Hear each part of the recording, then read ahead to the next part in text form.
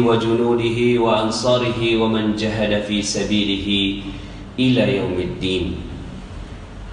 قال الله تعالى في القرآن الكريم: أعوذ بالله من الشيطان الرجيم، بسم الله الرحمن الرحيم. يا أيها الذين آمنوا كتب عليكم الصيام كما كتب على الذين من قبلكم لعلكم تتقون. وقال أيضا: ومن يتق الله يجعل له مخرجا ويرزقه من حيث لا يحتسب. صدق الله العظيم وصدق رسوله النبينا الكريم ونحن على ذلك من الشاهدين ولا حول ولا قوة إلا بالله العلي العظيم. فيا عباد الله اتقوا الله حق تقاته ولا تموتن إلا وأنتم مسلمون. Amma ba'd. Segala puji bagi Allah yang berikan nikmatnya kepada kita semua, sehingga di hari yang berkah ini, di hari ke-12 di bulan suci Ramadan, Allah Subhanahu wa ta'ala hadirkan kita di masjid ini.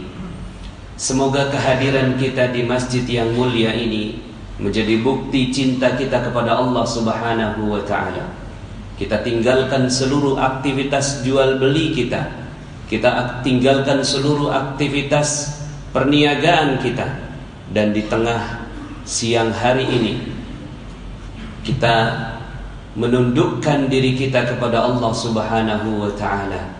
Semoga kehadiran kita di masjid ini menjadi jalan kemuliaan dan keberkahan untuk diri kita, keluarga kita, masyarakat kita, dan kita diizinkan oleh Allah Subhanahu wa ta'ala untuk dimatikan dalam keadaan husnul khatimah. Amin ya rabbal alamin.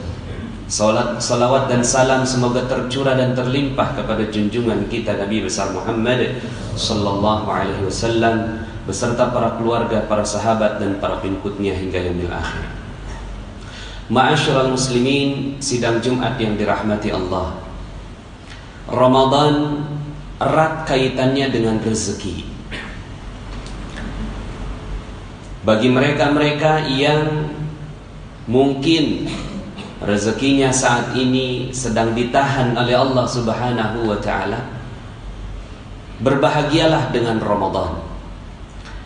Karena Ramadan akan membuka pintu rezeki itu. Mereka-mereka yang berhasil di bulan suci Ramadan, Allah janjikan la'allakum tattaqun. Mereka akan menjadi orang-orang yang bertakwa. Maka ganjaran bagi orang-orang yang bertakwa ini Allah juga sebutkan di dalam ayat yang lain. Di dalam ayat lain disebutkan wa may yattaqillaha yaj'al lahu makhraja.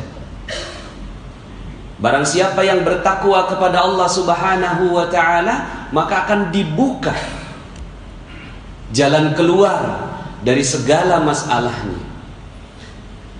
Konteks ayat ini bukan masalah akhirat, tapi konteks ayat ini adalah masalah dunia. Yaj'al lahu makhraja. Akan Allah Subhanahu wa ta'ala buka masalah-masalahnya, problem-problem kehidupannya di dalam kehidupan dunia, maka dimudahkan. Bagi siapa? Bagi mereka-mereka orang yang bertakwa. Wa yarzuqhu, dan akan diberikan rezeki min haitsu la yahtasib, dari arah yang tidak disangka-sangka. Bagi mereka yang memahami tentang hakikat ini, maka pastinya akan bersungguh-sungguh di bulan suci Ramadan. Karena pahala yang Allah Subhanahu wa ta'ala berikan bukan hanya di akhirat, tapi juga dalam kehidupan dunia. Seandainya sekarang ini kita lihat di negeri kita sekarang terjadi krisis ekonomi, sepatutnya tidak demikian. Takdirnya umat Islam disebutkan dalam surat An-Nur ayat 55. Disebutkan wa'adallahu alladhina amanu minkum wa 'amilus salihati la yastakhlifannahum fil ard kama istakhlafa alladhina min qablihim. Allah telah berjanji kepada orang-orang yang beriman dan orang-orang yang beramal soleh di antara kalian, Allah akan berikan kepemimpinan, kejayaan, kemuliaan, warisan atas seluruh kehidupan dunia sebagaimana Allah telah berikan kepada orang-orang sebelum mereka. Maka mereka-mereka yang memahami tentang ayat-ayat tentang rezeki ini memahami betul bahwa Allah Subhanahu wa ta'ala memudahkan rezeki kepada siapa yang dikehendakinya, dan siapa yang dikehendakinya itu adalah mereka-mereka yang bertakwa. Karena ada banyak mispersepsi di antara umat Islam. Kalau disebutkan Islam maka konotasinya miskin. Kalau disebutkan umat Islam konotasinya meninggalkan dunia. Kalau disebutkan Islam maka dia tidak mendapatkan bagian di dunia, hanya dapatkan bagian di akhirat. Padahal fakta sejarahnya tidaklah demikian. Fakta sejarahnya umat Islam menguasai bumi selama 700 tahun lamanya. Setelah wafatnya Rasulullah SAW, maka bumi diserahkan kepada umat Islam 7 abad lamanya. Dan itu, kalaulah jamaah sekalian berkesempatan pergi mengunjungi negara Turki, maka di sana akan dilihat begitu luar biasanya peradaban yang sebelumnya dikuasai oleh umat Islam. Kalaulah kita berkesempatan untuk datang kepada negara-negara Islam yang sekarang ini sedang Allah buka minyaknya, maka kita pun akan terbuka betapa rezeki ini Allah Subhanahu wa ta'ala berikan kepada umat Islam. Itu yang terlihat saat ini. Tersisa. Kenapa disebut tersisa? Karena memang kenyataannya Rasulullah sallallahu alaihi wasallam menyebutkan khairul qurun qarni, tsummal ladzina yalunahum, tsummal ladzina yalunahum. Sebaik-baiknya zaman adalah zamanku, lalu kemudian menurun lagi terus sampai akhir zaman. Sisanya saja masih begitu berlimpah ruah rezeki yang Allah berikan kepada umat Islam. Faktanya, di dalam bukunya Dr. Jaribah menyebutkan fikih ekonomi Umar bin Khattab radhiyallahu an menyebutkan bahwa kekayaan para sahabat Nabi itu bermiliar-miliar. Umar bin Khattab radhiyallahu an memiliki 70.000 ladang pertanian, yang kalau dikurskan sekarang 160 juta satu ladang, dikali 70.000 kurang lebih 11,2 triliun rupiah. Aset miliknya Umar bin Khattab radhiyallahu an. Dan setiap aset itu menghasilkan. Berapa penghasilannya? Penghasilannya adalah 233 miliar per bulan jika dikurskan ke rupiah. Artinya apa? Artinya Umar bin Khattab radhiyallahu an itu amat kaya raya. Tapi untuk apa kekayaannya Umar bin Khattab radhiyallahu an? Kekayaannya bukan untuk dirinya, karena dirinya cukup. Beliau tidur di bawah pelepah kurma, bajunya hanya 2, makan 2 lauk sudah terlalu berlebihan bagi Umar bin Khattab radhiyallahu an. Tapi kekayaannya melimpah ruah, dan kekayaan itu yang diberikan kepada umat Islam di zamannya. Umar bin Khattab belum ada apa-apanya. Ada sahabat yang lebih kaya daripada dia, yang namanya Abdurrahman bin Auf. Dalam sejarah disebutkan setiap Abdurrahman bin Auf berjalan, lalu kemudian dia lihat ada batu, lalu kemudian batunya dibuka, maka di bawahnya ada emas. Masya Allah, inilah keajaiban zaman itu. Di bawahnya ada emas. Karena memang Allah yang maha memindah-mindahkan segala harta. Kecil dunia ini bagi Allah, karena jika dibandingkan dengan seluruh alam semesta, maka bumi ini hanyalah lebih kecil daripada debu. Maka emas yang digeser datang kepada Abdurrahman bin Auf itu adalah sebuah harta yang kecil di sisi Allah Subhanahu wa ta'ala. Maka para sahabat saat itu menyaksikan keajaiban Abdurrahman bin Auf, dan kekayaannya melebihi seluruh kekayaan sahabat. Itu Abdurrahman bin Auf. Bahkan sampai sekarang kekayaan sahabat masih ada. Kekayaan sahabat Nabi bernama Utsman bin Affan radhiyallahu an. Utsman bin Affan radhiyallahu an hidup 1400 tahun yang lalu. Beliau sudah meninggal dunia, tapi sampai sekarang rekeningnya atas nama Utsman bin Affan, nomor rekeningnya masih ada di salah satu bank di Saudi Arabia. Masih ada uangnya, masih berkembang. Dan sekarang ini fakir-fakir miskin yang ada di sekitaran Madinah dan di Mekah mendapatkan uang dari rekening tersebut. Masya Allah. Apa yang kita bisa artikan dari ini?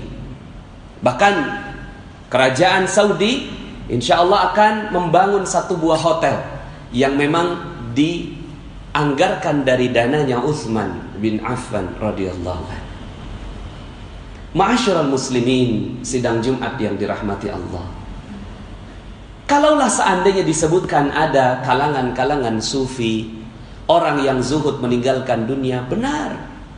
Itu mereka sudah sampai pada taraf tertinggi keimanan, lalu kemudian disedekahkan seluruh hartanya kepada Allah Subhanahu wa taala. Tapi sebelum itu terjadi, dia melakukan amalan-amalan dunia yang sangat-sangat bermanfaat buat manusia. Makanya dalam sebuah hadis disebutkan, khairukum anfa'uhum linnas. Sebaik-baik kalian adalah yang bermanfaat untuk manusia yang lain. Konteks bermanfaat untuk manusia yang lain di sini adalah konteks bermasyarakat, bersosial, berbisnis, berusaha. Ini bermanfaat untuk orang lain. Seorang pimpinan yang memiliki 100 karyawan, ini khairukum anfa'uhum linnas. Seorang yang berdagang, lalu kemudian dia memberikan manfaat buat orang lain, dagangannya memberi manfaat buat orang lain, ini anfa'uhum linnas. Maka anfa'uhum linnas ini menjadi syarat keimanan sebelum masuk dalam taraf di atasnya, yaitu zuhud, meninggalkan seluruh kehidupan dunia, burudud dunya fil qalbi, sudah tawar dunia di dalam hatinya. Tapi di dalam sejarahnya juga disebutkan 10 dari sahabat yang dijamin masuk surga hanya 1 yang miskin.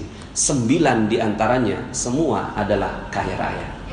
1 diantaranya ini bernama Ali bin Abi Thalib. Kita tahu kalau Ali mau kaya gampang. Kita tahu betapa mudah bagi Ali untuk kaya. Tapi apa yang dilakukan oleh Ali bin Abi Thalib? Yang dilakukan oleh Ali bin Abi Thalib, dia memilih ilmu daripada kekayaan. Tapi itu pilihan. Karena beliau sanggup untuk mendapatkan kekayaan, tapi kemudian beliau meninggalkannya. Dengan fakta-fakta seperti itu, dengan ayat-ayat yang jelas dari Allah Subhanahu wa taala, maka sepatutnya kita semua ini adalah orang-orang yang kaya raya. Kaya raya. Tidak mungkin kita digusur. Tidak mungkin kita diusir dari tempat kita lahir. Seperti yang terjadi saat ini. Kalau itu yang terjadi, berarti bukan Allah yang salah kasih rezeki. Bukan. Karena Allah kasih rezeki buat kita, berikan rezeki berlimpah ruah kepada kita. Tapi ada orang-orang yang tidak diberikan rezeki oleh Allah Subhanahu wa taala. Kalau digambarkan rezeki Allah itu seperti air bah. Dari atas banjir turun, ya. Begitulah datangnya rezeki. Maka siapapun yang ada di bawah pasti dapat rezeki. Karena rezeki Allah dari atas, maka semua orang manusia ada di bawahnya. Tapi ada mereka yang tidak mendapatkan rezeki. Siapa mereka yang tidak mendapatkan rezeki atau sedikit sekali rezekinya? Mereka yang menahan dirinya dari air bah rezeki Allah itu. Mereka membuat perisai yang kuat. Mereka mencintai perisai itu dan mengatakan bahwa perisai inilah kehidupannya dia. Lalu kemudian dia tahan dirinya sehingga akhirnya dia tidak mendapatkan rezeki Allah. Padahal rezeki Allah datangnya seperti air bah. Dia memperisai dirinya, dia membentengi dirinya sehingga akhirnya rezeki Allah tidak datang padanya. Apa perisai itu? Perisai itulah yang akan kita hancurkan di bulan suci Ramadan ini. Seandainya manusia tahu tentang hakikat ini, maka dia akan bersungguh-sungguh di bulan suci Ramadan, karena mengetahui bahwa perisai inilah yang membuat dia tidak mendapatkan rezeki dari Allah Subhanahu wa taala. Lalu kemudian dia bersungguh-sungguh. Di dalam Al-Qur'an surat Nuh Allah Subhanahu wa ta'ala menyebutkan tentang hal ini. Faqultu astaghfiru rabbakum innahu kana ghaffara yursilis samaa'a 'alaikum midrara wa yumdidkum bi amwalin wa banin wa yaj'al lakum jannatin wa yaj'al lakum anhara ma lakum la tarjuna lillahi waqara wa qad khalaqakum atwara.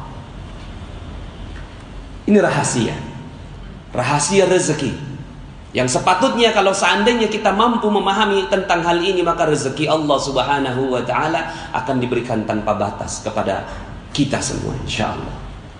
Faqultu astaghfiru rabbakum. Sederhana. Perisai itu bernama dosa. Dosa inilah yang kita pegang erat-erat dan kita cintai dosa ini. Kita pegang tiap hari. Kita berdosa dan kita menganggap bahwa dosa itulah kehidupan kita. Maka Allah katakan faqultu astaghfiru rabbakum. Coba lepas itu dosanya. Coba lepas itu dosanya. Lepas itu dosa. Faqultu astaghfiru rabbakum. Minta ampun sama Allah. Minta diangkat itu perisai. Faqultu astaghfiru rabbakum innahu kana ghaffara. Dia yang maha mengampuni seluruh dosa. Yursilis samaa'a 'alaikum midrara. Kalau itu perisai sudah terbuka, yursilis samaa'a 'alaikum midrara, akan diturunkan hujan yang lebat.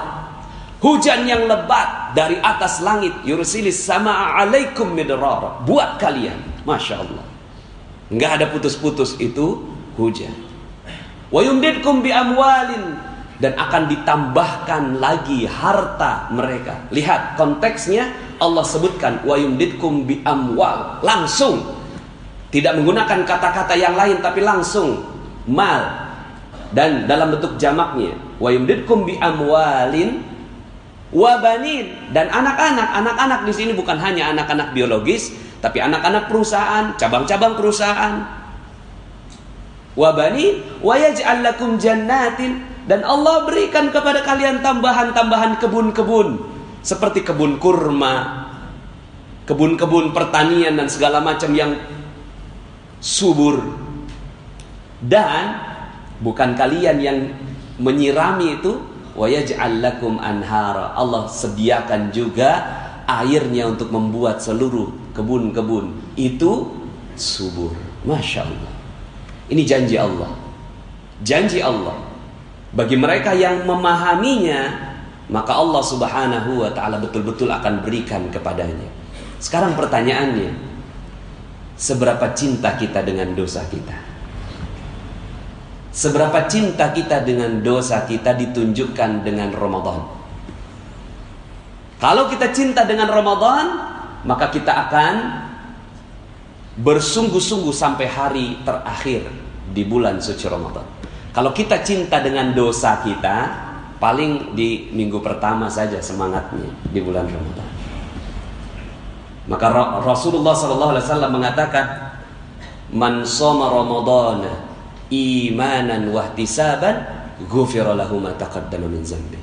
Barang siapa yang berpuasa di bulan suci Ramadan dengan penuh iman, wahtisaban, dengan penuh perhatian, sungguh-sungguh, hati-hati, seperti melewati jalan, ada duri, ada paku, maka di jalannya hati-hati. Ini cirinya mereka yang betul-betul menikmati Ramadan.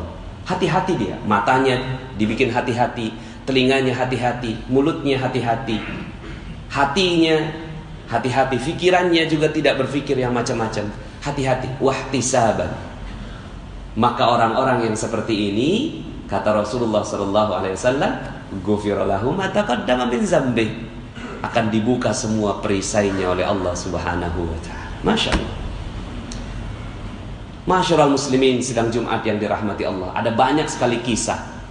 Salah satu kisah yang mungkin Allah berikan untuk kita di depan mata kita, di depan mata kita. Betapa Allah mudah saja memberikan triliunan rupiah buat seorang hamba. Khatib tinggal di Depok. Ada satu masjid yang ajaib, namanya Masjid Kubah Emas. Wallahu a'lam cerita apa yang ada di baliknya. Terlalu banyak versi tentang kubah emas itu. Tapi khatib percaya bahwa Allah kalau mau kasih rezeki ya begitu. Allah kalau mau kasih rezeki mudah bagi Allah. Kita percaya bahwa rezeki kita UMR.